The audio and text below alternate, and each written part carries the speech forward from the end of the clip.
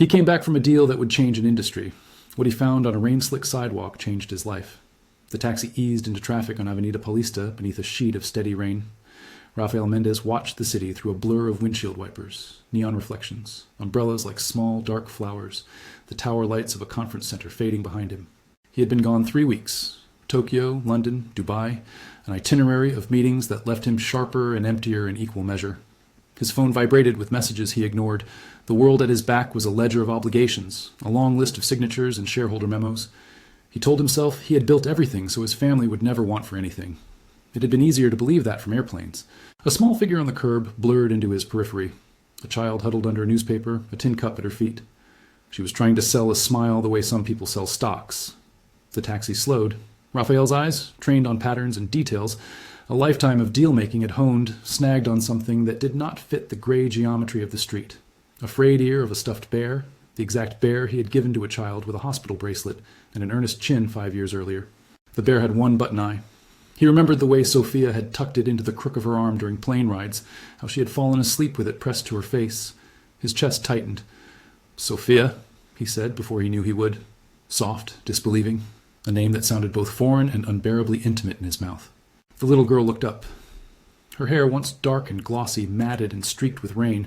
Her cheeks were hollowed shadows, and she seemed smaller than memory allowed. For a second he could not be sure. Then, unmistakably, she whispered a word that cleaved the rain into silence. "Papai." "Stop the car," Raphael told the driver.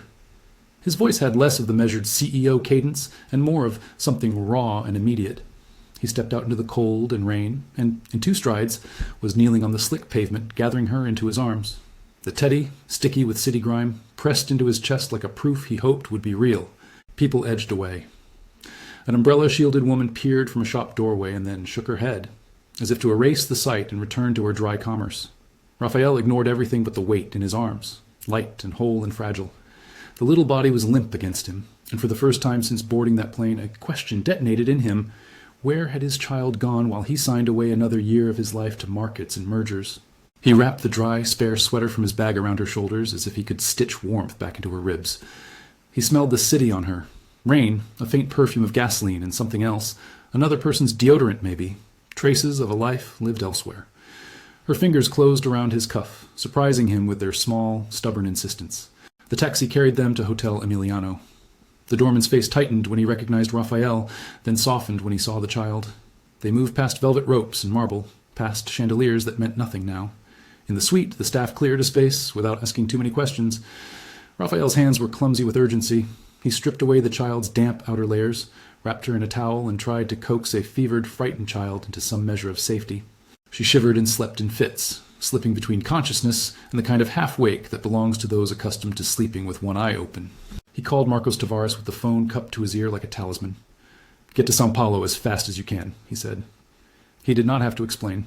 Marcos's voice on the line was steady, the lawyer's mind already assembling contingencies and cautions.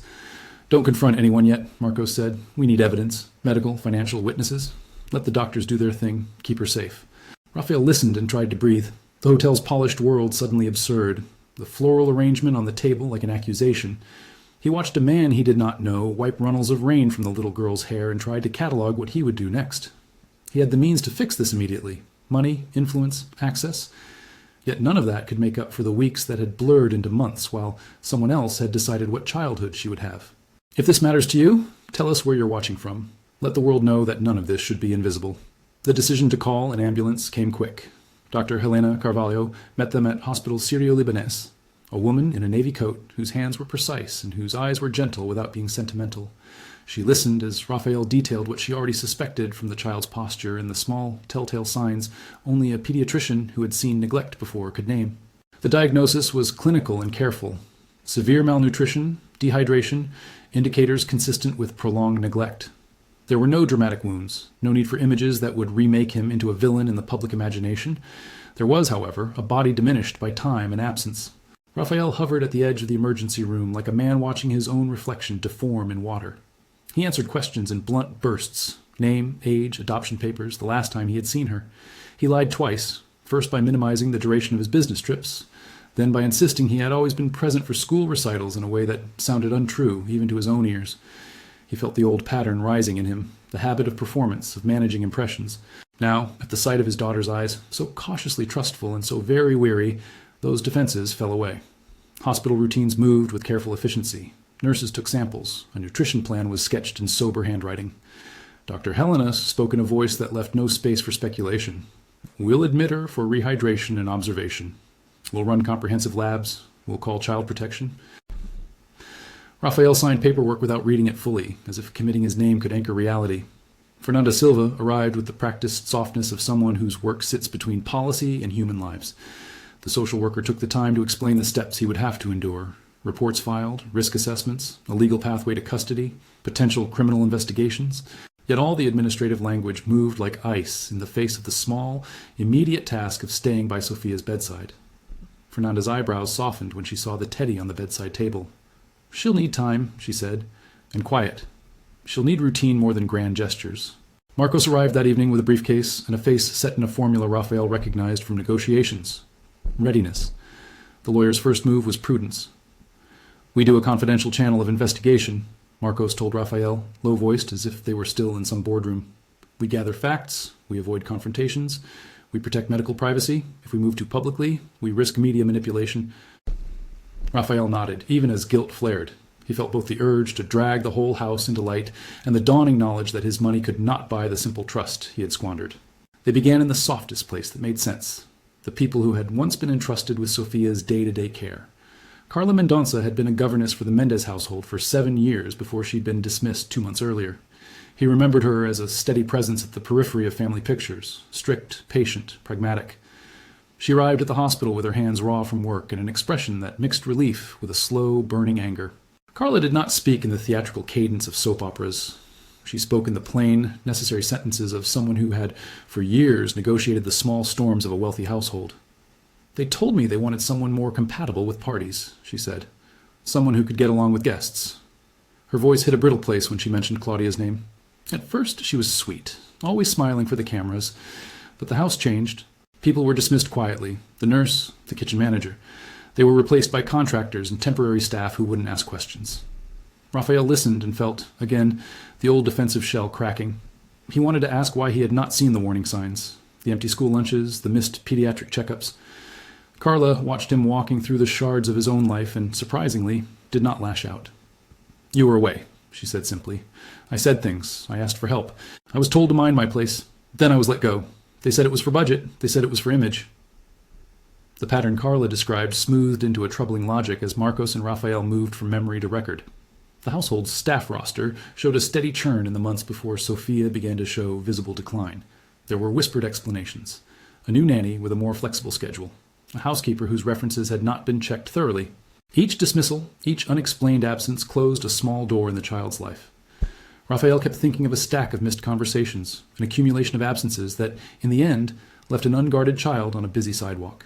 Outside the sterile corridors of the hospital, the city hummed with its indifferent rhythms. Renato Campos, a journalist Rafael had not met but whose byline appeared in long investigative pieces, approached cautiously. He was not the tabloid type. His questions were focused, hungry for truth rather than scandal. This story will be complicated, Renato said. Power covers a lot of things, but there's a public interest in exposing neglect if it's systemic. Rafael appreciated Renato's discretion and warned him they were not yet ready for public scrutiny. It was a voluntary truce. Not yet, Rafael said. We want to build the case before it goes anywhere. The first forensic thread they pulled was financial. Sophia's designated funds were meant for her care. School tuition, medical visits, clothing. Marcos's team began a quiet audit. Bank statements, expense receipts, the household account that had been accessible to Claudia. The lines of numbers rearranged themselves into an ugly pattern. Funds earmarked for Sophia's schooling, tuitions and extracurriculars, had been rerouted, sometimes in small amounts, sometimes in sums that would cover a month's groceries. Some transfers went to accounts with the kind of legal opacity Rafael had always kept at arm's length, discretionary trusts, shell companies used for ease of transaction. Not everything is criminal, Marcos cautioned, but some things are ethically wrong, and they give us a trail. As the evidence accumulated in quiet folders, quiet hours stretched long into the night, Rafael found himself sleeping in an upholstered chair by Sophia's bedside, waking every hour to check she was breathing. He read aloud from thin picture books when she could tolerate a voice at all, and sometimes she listened, small fingers tracing worn page edges. The routine, his new clumsy devotion, felt like an amends he would have to make for a long time. He learned what it meant to be present in the small ways, pouring milk at the right temperature, timing the spoon gently, offering a blanket folded exactly how she preferred. Each repetition was a stitch. Dr. Helena warned him gently about expectations. Her body needs time to respond to nutrition, she said. Her brain will need therapy. We have to be careful with public exposure. Children who've been neglected can be re-traumatized by headlines. Rafael nodded, angry at himself for the first time, because his wealth did not translate into immediate restoration. It bought an MRI at a moment's notice, but it could not speed up the healing of a small, wounded trust. Carla produced a list of minor things that, in aggregate, mattered. Missed doctor appointments that had quietly been canceled, permission slips unsigned, a change in Sophia's school routine. She kept a small, secret folder of notes she'd made during the months she was still allowed in the house, dates, little observations, a record of a night when Sophia had been moved to a guest wing without explanation. I kept them in case anyone asked, Carla said, with the weary righteousness of a woman who had tried to speak and been shushed. Her testimony felt like a small torch in an otherwise dim house. Then there was Sohuel, the gardener, who had worked the Mendes property for 15 years and knew the comings and goings of staff and guests like the rings of a tree. He spoke in a slow cadence, pausing as he unspooled details that no one had thought to ask. People come and go, he said. But Sophia, she was always there in the afternoons, playing by the fountain. One day the fountain was covered, then the toys were taken away. It was like someone decided she shouldn't be seen. His voice trembled when he said it, not from fear, but from the shame of having watched and not known how to stop what had been done. Forensic IT traced CCTV patterns at the edges of the estate. Small cameras recorded deliveries, visitors, and the comings of household staff. A shadowy clip turned up, a delivery van, and later, the night footage showing the gates open while Sophia's rooms were unoccupied by caregivers.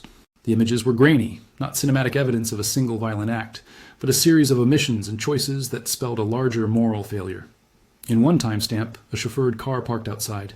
In another, a nanny, leaving with a small carrier bag as if someone had called her away. Each frame was a quiet indictment. The harder evidence came from financial forensic analysis. Marcos's team traced transfers, monthly sums that had been withdrawn under labels like education expenses, and then rerouted to an account with Claudia's name attached. The flows were not always direct. They often danced through intermediary companies and family foundations. It was the sort of obfuscation design usually reserved for corporate liability, not small domestic obligations. Rafael sat at a table with spreadsheets stretched like maps and realized, in a cold flash, how easily financial instruments could be used to hide neglect. Money meant to feed a child had been redirected, sometimes fungible in cynical ways that supplied an image. He felt a corrosive shame. He had assumed provision equaled care. Claudia's public life appeared as a glossy veneer. The woman photographed at charity galas, smiling beside Rafael at press events, hand on his forearm as if tethered to his world. She cultivated a persona of effortless philanthropy. In private, people said she curated beauty. But behind closed doors, according to those who had left quietly, the curation sometimes included controlling who saw the child and when. It was as if the house was a set, Carla whispered. Everything styled for the cameras.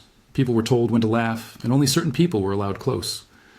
When these first threads were laid beside one another, they formed a pattern that was both mundane and damning.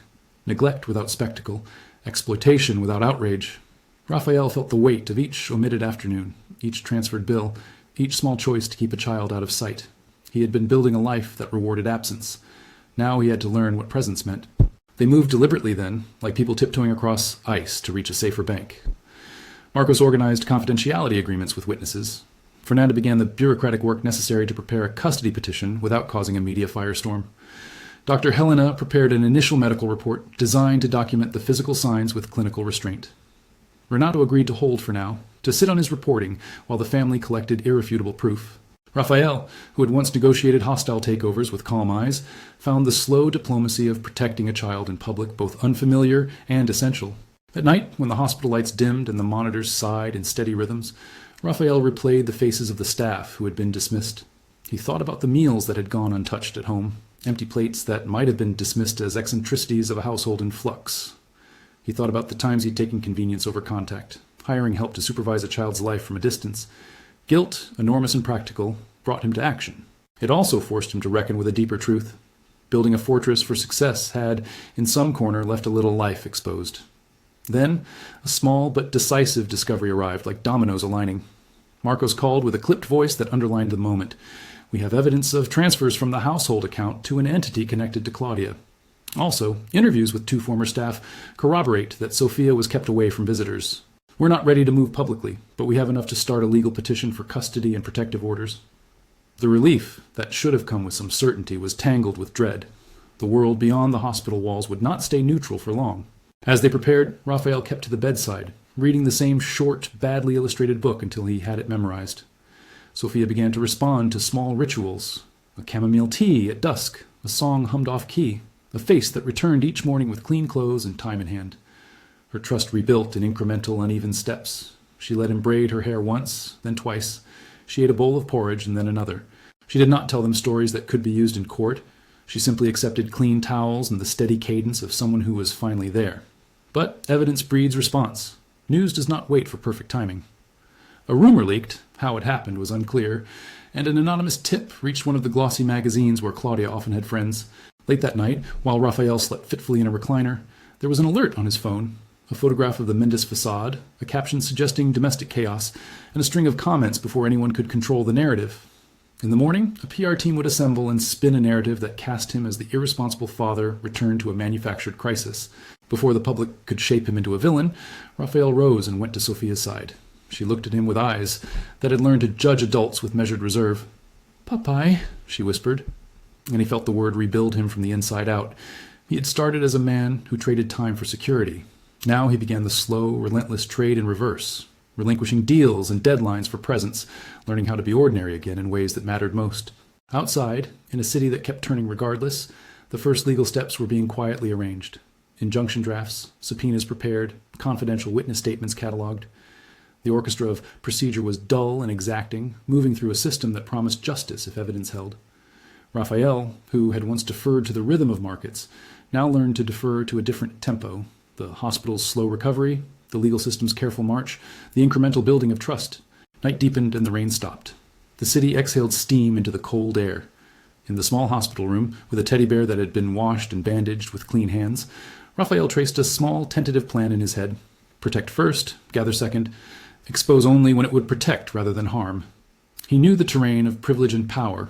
They could either be used to conceal or to reveal. He chose, clumsily and resolutely, to use them to reveal. The next morning, Marcos arrived with a folder that smelled faintly of bureaucracy and possibility. He set copies of financial records on the hotel table, little columns of sums that told an ugly story. He outlined the legal avenues: protective custody, a request for emergency medical guardianship, forensic accounting subpoenas. Each bullet point was a lifeline, a path through an administrative thicket that, if walked with care, could pull a child out of harm's way and hold those responsible to account. Marcos's caution was balanced by an urgency Rafael learned to accept. "We will move quickly," Marcos said, "but we must be deliberate. Claudia will fight in the court of public opinion. She will claim a narrative of devotion. We need to be the ones to control the facts." Rafael nodded. He had made his fortune shaping narratives for markets. Now he had to step back and let facts dictate the story. Carla offered them one more thing before she left: a small, battered notebook with names and dates penciled in a hairline script. It contained, in its modest pages, the small continuity of a life: who had taken Sophia to school, when, which meals she had eaten, the nights she had been moved from room to room. It was not dramatic. It was the tedious, tenacious work of someone who had chronicled neglect in the only way they knew how. Rafael accepted it as if it were a relic. The notebook felt like a confession and an accusation at once. They had assembled enough to begin. It was time, Marcos said, to file the first motions that would quietly sequester Sophia's care in a legal sanctuary while investigators followed the money and the footage. Rafael felt the gear shift in himself begin, the reflex to command, to deploy resources, to coordinate. But the true measure of the change was quieter, measured in the small things: the way he learned Sophia's favorite bedtime song, the way he insisted, not as an indulgence but as a necessity, that he be the one to tuck her in. Even as plans crystallized, there were warning signs of counteraction. A florist who supplied Claudia's events showed up at the hospital with a bouquet and a message of concern. A friendly face from the society pages called Raphael's assistant, offering sympathetic quotes in case he needed to shape a statement. Social media, like a tide, began to stir. Hashtags that would later be used to obscure would soon appear as seeds. The machinery of image-making had already begun to whisper. Late that afternoon, as light slanted across the hospital curtains, Renato stepped into the room with a folder he had been loath to open. "I've been digging," he said, the journalist's appetite equal parts curiosity and caution. He placed on Raphael's lap a printout, a blurred frame from a CCTV camera outside a shopping area 2 neighborhoods over. The image was small and shabby. A child on the sidewalk, a hand pushing her along, a brown bear at her knees. It was not dramatic evidence in itself, but its existence amplified the narrative they were knitting. A child removed from safety, visible in plain daylight and still ignored. Rafael felt, in a granular, visceral way, the thin membrane between private failure and public reckoning. He had returned from a trip convinced he could pick up threads where he left them. Instead, he found a life unraveled and in urgent need of mending. The city moved on, indifferent and essential. He sat with the evidence, aware that every choice from now on would be watched, by lawyers, by journalists, by a public that loved both redemption and spectacle. As evening gathered, he stepped outside the hospital for a breath of air. The sky had cleared to a dull slate, and the city lights carved into it like distant, indifferent stars. He thought of the many nights he had spent negotiating the tilt of global markets and realized he had never measured what it cost to be absent. That measurement now filled his days and nights, not in dollars but in appointments and late-night readings, in the building of rituals that would, slowly, stitch a child back to life. He returned to the room with a small, undramatic resolve. There were court papers to file, witnesses to interview, cameras to subpoena. There was also the immediate care of a 7-year-old who needed a father who was not a headline. He sat on the edge of her bed and took her hand. She slept lightly, an occasional sigh escaping her lips. Rafael let the night fold around them like a promise he had finally decided to keep. Outside, in the quiet corridors of the hospital and in the humming offices where lawyers and accountants labored, a case was beginning to take shape.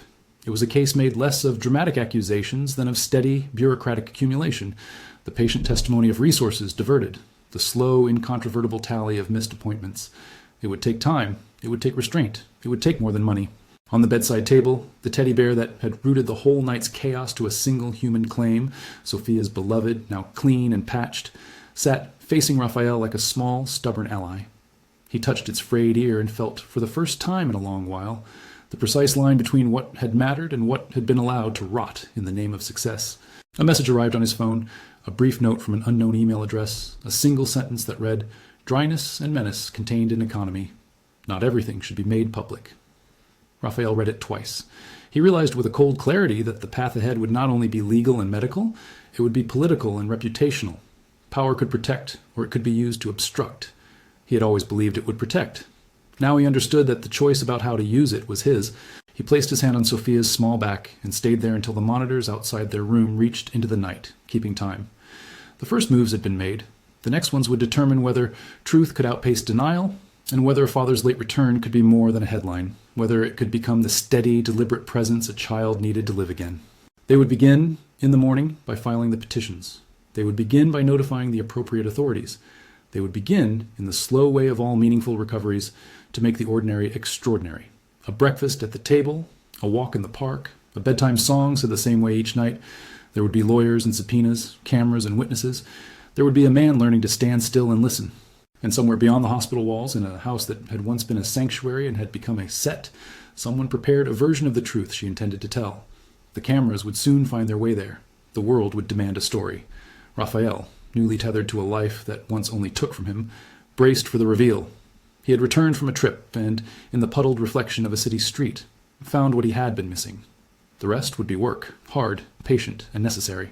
The petitions were filed before dawn on a rain-muted morning that somehow felt less accusatory than the night Rafael had first found Sophia on the sidewalk. Marcos moved with a deliberateness Rafael had come to respect. Not the kinetic flash of a negotiator, but the careful cadence of someone who knew the weight of papers once they entered a courtroom. Protective custody, immediate medical guardianship, subpoenas for household accounts, and CCTV. Each document carried a margin note. Each margin note, another small lock slipped into place. Fernanda sat across from Rafael in a windowless room at the family court, her presence steady as she explained the practical steps. A temporary custodial order, a risk assessment process that could lead to longer-term arrangements, and a referral to protective services. "We'll seek an order that limits contact while investigations proceed," she said, "and we'll seek expedited review on placements and school enrollment." Her language could have been dry, but she colored it with a clarity Rafael needed. He listened, scribbling nothing, the old habit of delegating note-taking temporarily gone. It mattered, he thought, to hear her speak, and to know the ground was moving beneath them. The first hearing was procedural, a judge's calendar call that would allow the court to set dates and consider whether Sophia could remain in hospital care under Rafael's oversight. Eduardo Fontana, a defense attorney with precise suits and a smoothing laugh, appeared on behalf of Claudia. He objected to the speed they requested. "We must be careful not to trample on due process," he said into the courtroom, as if pace were a moral category and not a shield. Claudia's name was measured with polite surprise. The cameras had not yet found their angle, but society's whisper was already sharpening into a rumor. Rafael sat with his hands unclenched in public for the first time in weeks. He watched the room and catalogued faces in the way an executive once catalogued attendees at a board meeting. The bailiff, the clerk, a woman with a notepad from an afternoon show. He felt exposed, and contrary to years of instinct, relieved by it. This was a rarefied accountability he had chosen. There was no hiding behind balance sheets. The press would arrive, as Marcos predicted. Once stories began to fill the society pages, the narrative split almost immediately. Claudia's PR machine, slick, practiced, released a statement, a careful portrait of devotion, a portrait of a mother alarmed by an isolated incident, a claim that events were being exaggerated for entertainment.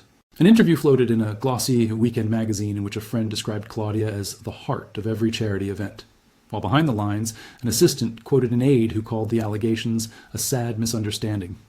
In the early hours, petty allies and panicked image managers set their defenses.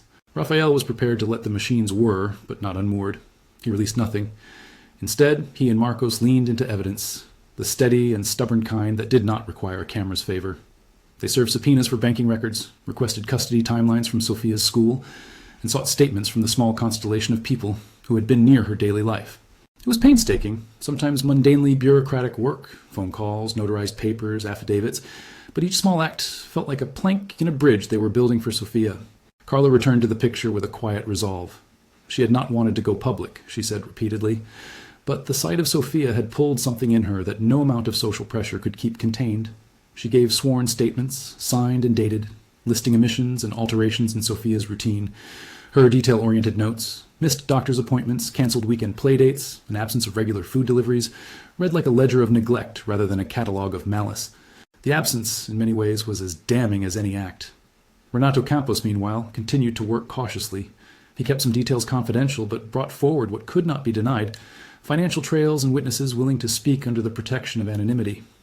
A cautious exposé began to form, not sensationalist tabloid fodder, but an investigative piece about how wealth and image could obscure the daily realities of a child's life. Renato's framing mattered because it resisted the easy narratives the tabloids favored, the absentee billionaire come to swoop in at the end, and instead looked for systemic patterns. It made readers ask questions about responsibility, not simply curiosity about scandal. Fearful responses materialized with the precision of a machine. An anonymous envelope arrived at the hospital with a single paper, an edited photograph of Rafael on a business flight, a publicist's note accusing him of opportunism, a veiled threat about exposing family matters if he did not step back. A car idled outside the hospital one evening too long. A security guard intercepted a shadow near the suite door late at night. Marcos placed a discreet security detail around Sophia and Rafael, recommending a move when the pattern escalated from whisper to possible danger.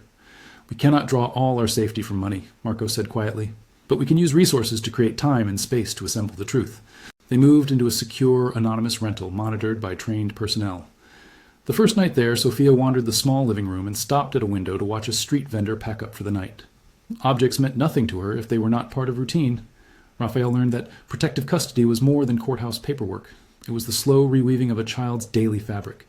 He learned the names of the cereal brands she liked, the way she liked to arrange crayons in a certain order, the low hum of a lullaby she clung to. These things made him less a manager of crises and more a father. Meanwhile, the forensic accounting team delivered their full analysis. Every transfer, every account with Claudia's name attached, every household expenses line was traced. Small sums had been redirected. Large sums had been obscured through intermediaries. Some payments were ludicrously theatrical. An invoice for a charitable event coordination, shifting money to a company that paid for private stylists and luxury goods that had no connection to Sophia's care. Marcos compiled the report into a narrative that judges could understand. Money that should have been allocated to school and medical care instead purchased an image. At the same time, CCTV footage that had initially been grainy was enhanced by professional analysts. Footage from the estate's perimeter showed patterns of gate closures at odd hours, deliveries timed to overlap with shifts in caregiver schedules, and a small, decisive clip, a recorded sequence of Sophia being shepherded out of play areas and into a guest wing on an afternoon when regular caregivers were not present. It was not a dramatic capture of violence. It was, instead, a simple set of actions repeated enough to indicate a pattern of exclusion. When juxtaposed with financial flows and witness statements, the footage formed a mosaic that pointed a finger not at a single act, but at a cultivated neglect. Claudia's defense began to pivot in predictable ways. Eduardo filed motions to exclude certain witnesses as biased, to delay the release of financial records on procedural grounds, and to focus the public conversation on the limitations of fatherly knowledge. In interviews, Claudia's public persona remained curated, well-placed quotes about concern and care, and a photograph of her holding a charity award. But under deposition, recordings later shared in court, she grew defensive. Small contradictions surfaced under diligent questioning. Dates she could not recall, events she framed as decisions made with consultation that other witnesses contradicted, an occasional tremor of impatience that seemed out of sync with her composed public face. The court schedule moved at its own rational, relentless pace. The preliminary hearing for temporary custody lasted a single morning and resulted in a provisional order. Sophia would remain under Rafael's care pending fuller hearings, and Claudia would be subject to limited visitation under supervision, with certain financial controls and an order for law enforcement to open an inquiry. The order did not convict, but it created breathing room. It also made the story public in a way Rafael had not entirely anticipated. Headlines roared, social media divided, talk shows spun the drama into hours of speculation. That publicity had consequences, both practical and psychological. Claudia's social circles split in ways Rafael could feel, even in conversations with people who tried to stay neutral. Patricia Almeida, a woman who had been a fixture at charity events and who had known Claudia socially, agreed to a private interview with Marcos. She did not wish to be dragged into the spectacle, but she provided a sober account of what she had seen, an intense attention to how things appeared, and a pattern of gatekeeping that kept the child away from social events rather than at the center of them. Her testimony was not vicious, it was observational, an eyewitness account of patterns rather than an indictment of intent. The trial that followed was careful and austere. Judge Enrique Montero, a man whose manner suggested a patient confidence, presided with a measured voice. He allowed evidence that told a story through accumulation. The medical reports, Dr. Helena's clinical observations, Fernanda's social work assessments, Carla's detailed notes, Sujuan's recollections, the forensic accounting, and the CCTV sequences. Witnesses were called in sequence. Their testimonies, spare and factual, built upon one another. Each voice contributed a strand to a braid of proof. That negligence had been ongoing, and that the child's safety had been compromised by deliberate choices. Dr. Helena's testimony was clinical and careful. She described Sophia's initial assessment, the physical markers consistent with chronic nutritional deficit, and the psychological signs of a child whose daily predictability had been upended. She spoke of the need for therapy, the slow timetable of recovery, and the delicate balance of protecting a child's privacy while documenting the truth for legal purposes.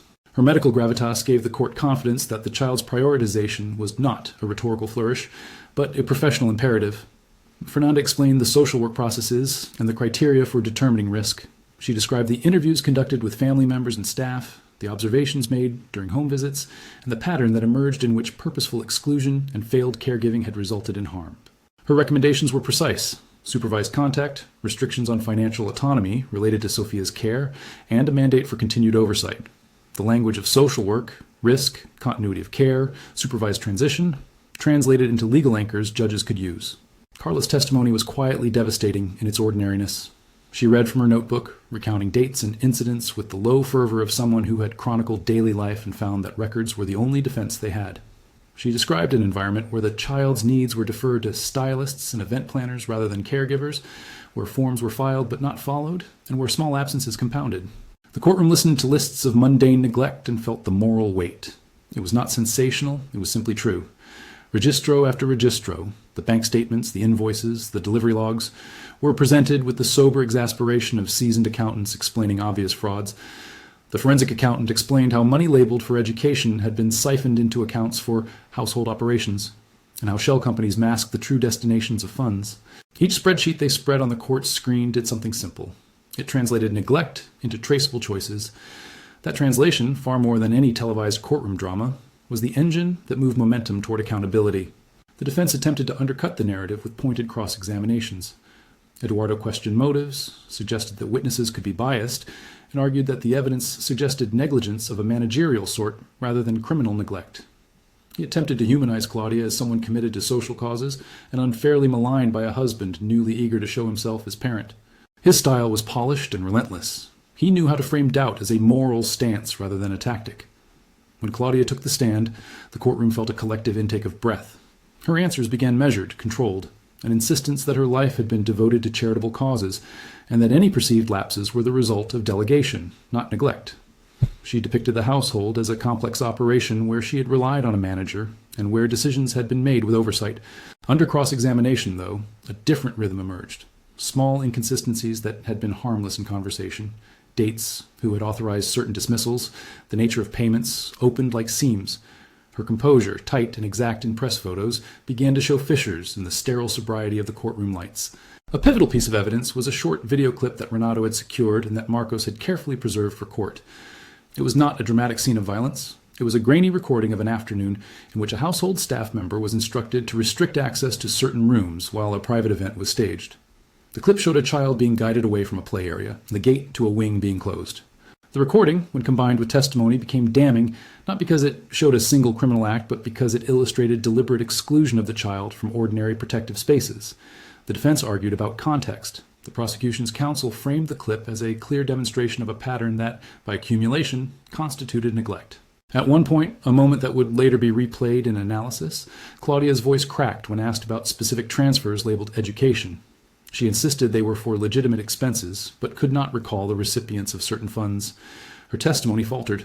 Defensive rehearsals were visible in the tightness of her jaw and the trailing off of sentences into evasive territory.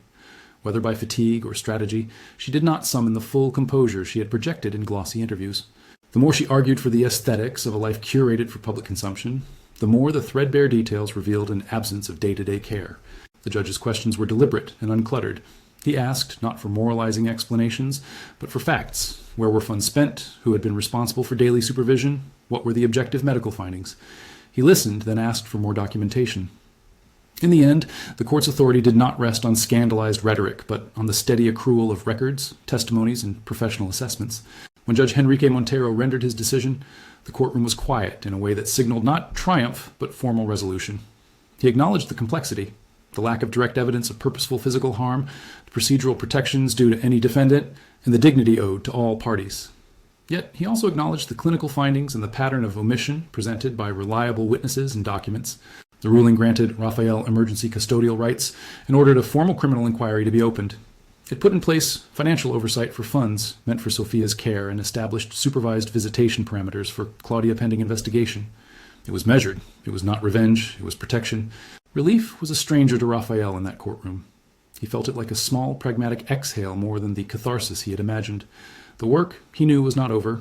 The criminal inquiry could take months, and public opinion would not be a simple arc toward forgiveness. But the ruling provided the necessary legal scaffolding for the next phase, Sophia's recovery and the restoration of rhythms that a child needed to heal. The weeks that followed were less dramatic in public terms and far more demanding in private ones.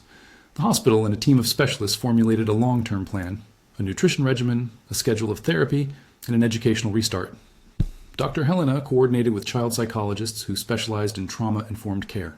They recommended small, consistent routines that would rebuild Sophia's sense of safety, a regular bedtime, a predictable breakfast, a classroom placement that would not overwhelm her. They emphasized the slow work of trust, measured not in statements or court filings, but in whether a child could allow herself to be carried when frightened, to accept food without guilt, to laugh at a small joke. Rafael became versed in routines in a way he had never been with any board meeting. He learned the art of pancakes turned golden at the edges, the ritual of tying shoelaces with a patience that resisted the old urge to hurry. He accompanied her to therapy sessions, sat in waiting rooms where the other caregivers exhaled stories and small triumphs, and practiced patience like a newly learned language. There were regressions, nights when she woke and clung to him, nights when a particular smell or sound sent her back to a place where faces blurred and safety felt fragile.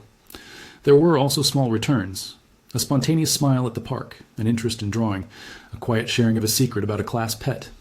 Each small sign of recovery felt monumental. The media narrative settled into a more considered arc. Renato's longer piece, published after the court's decision, examined the systemic issues the case illuminated, how affluence can obfuscate responsibility, how social image sometimes displaces caregiving, and how institutions often defer to private management while children suffer in quiet. The piece did not crucify individuals so much as lit a spotlight on structural vulnerabilities. It catalyzed a public conversation about accountability for child welfare in all economic strata, about the ways in which privacy and power could work together to hide harm. That conversation reached beyond op-eds. Legislators began to ask questions about oversight. Nonprofits convened roundtables. And social services saw an uptick in calls from families who had quietly suspected problems but had not known how to act. The emotional power of the case was not only in the courtroom, but in the idea that a private failure could be transformed into public vigilance. It suggested that a protective order could ripple outward and encourage systemic change. On a personal level, Rafael found that the structural changes he initiated needed to be more than performative. He reorganized his schedule not to craft a photo op, but to ensure he was actually present. Fewer overseas trips, a designated week each month free from meetings, and a personal assistant tasked with ensuring that his calendar reflected commitments rather than mere appearances. He delegated differently at work, appointing a trusted COO to handle day-to-day operations and reserving his energy for strategic decisions that could be made without erasing the dinners and bedtime stories he now kept like lit candles. Financial corrections were instituted as well.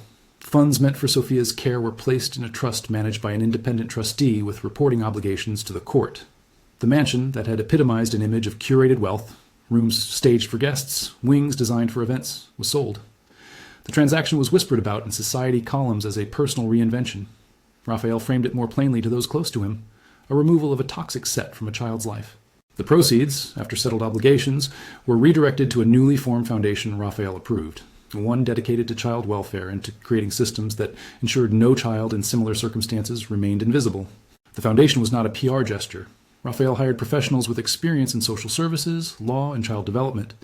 He insisted on governance structures that prevented it from becoming a vanity project, independent board members, transparent reporting, and partnerships with NGOs already engaged in the field. The foundation launched with a modest initial grant designed to fund two priorities: early intervention services for families at risk, and an investigative grants program for journalists examining child welfare failures. He wanted to use resources not to silence criticism, but to amplify those who would hold systems accountable. Sophia's recovery was painfully, magnificently ordinary. Morning walks in a nearby park replaced chauffeured trips to galleries. She enrolled in a small school where a teacher with experience in trauma worked with her patiently. She took piano lessons for a few months before deciding she liked art more. She learned to climb a jungle gym without looking back. There were therapy sessions where she spoke in fragments, about a missing playmate, about an afternoon when a curtain was drawn, and the professionals translated those fragments into measured interventions that protected her privacy while documenting needs for the court.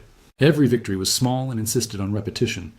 Rafael learned to take delight in them without filing them away as tokens of absolution.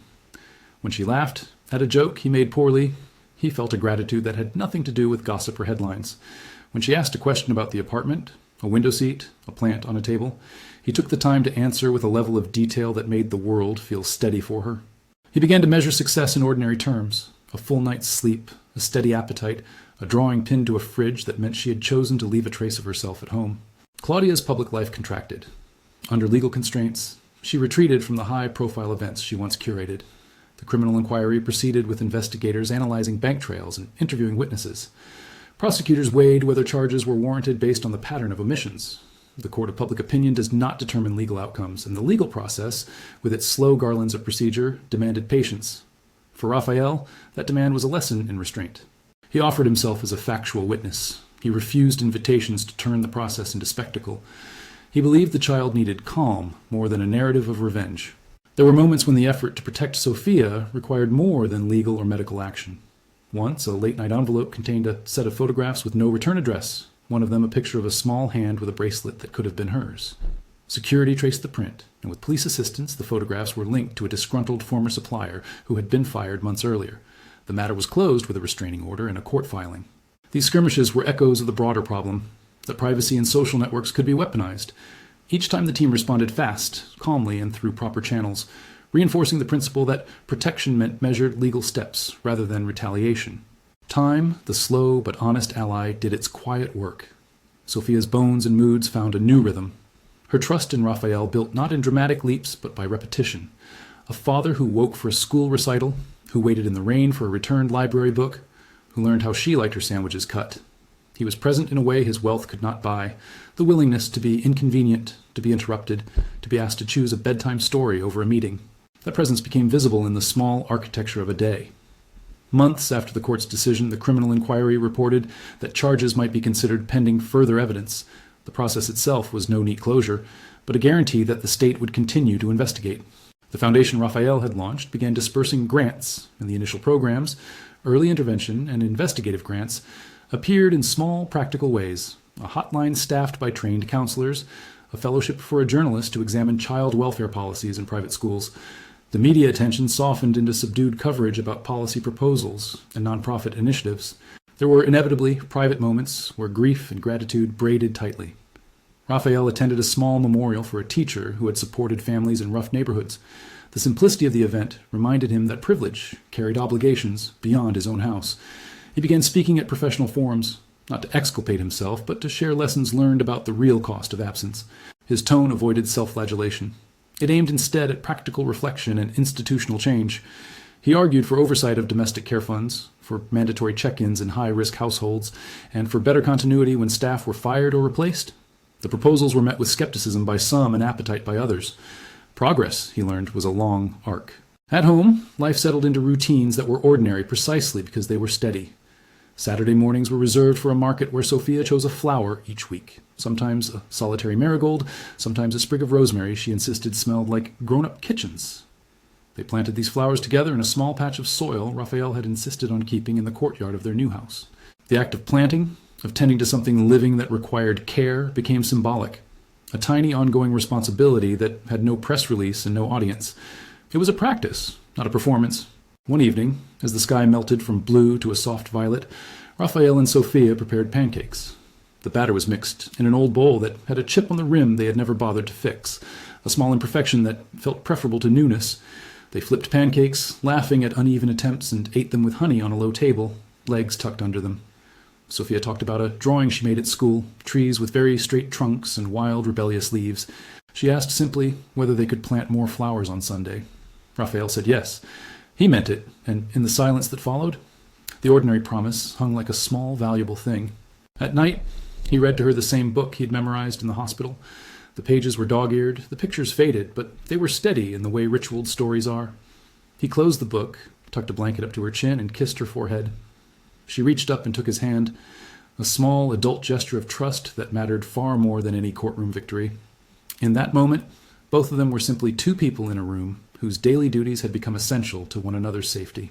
The Foundation's public page went live with a gentle appeal, information on how to recognize signs of neglect, a hotline number, and links to vetted organizations.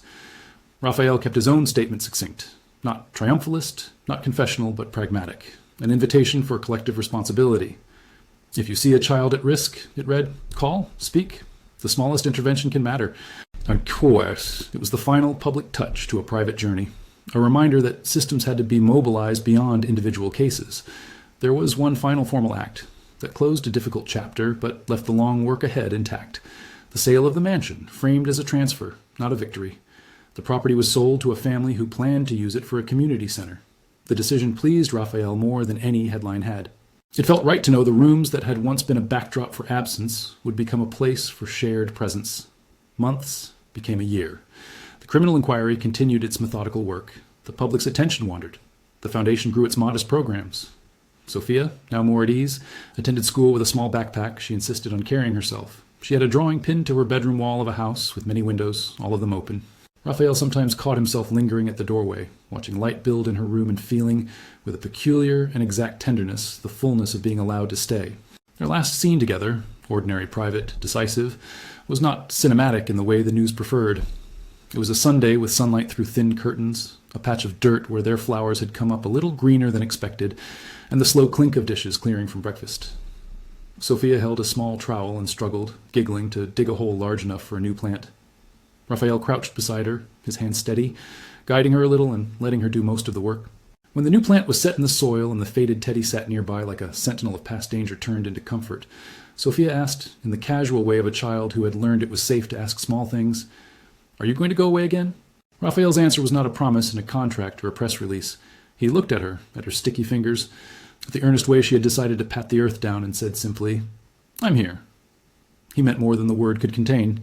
He meant attendance, routines, presence in 1,000 small inconveniences, an insistence on the ordinary. It was a vow that required daily renewal rather than a single declarative moment.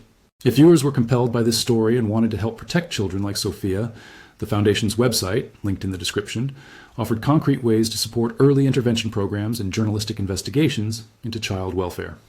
The appeal was not for sympathy, but for participation, for people to move from observation to action in practical, accountable ways. They planted the last seed together, tamped the soil, and stood up to brush dirt from their hands. The city hummed beyond the garden wall with its indifferent rhythms. Inside the fence, a father and his daughter were building a life in repetitions and small acts. The high-stakes deals Rafael had once pursued seemed suddenly distant and, in a way, less meaningful. This ordinary garden, this slow tending of a child's world, had become his most consequential work.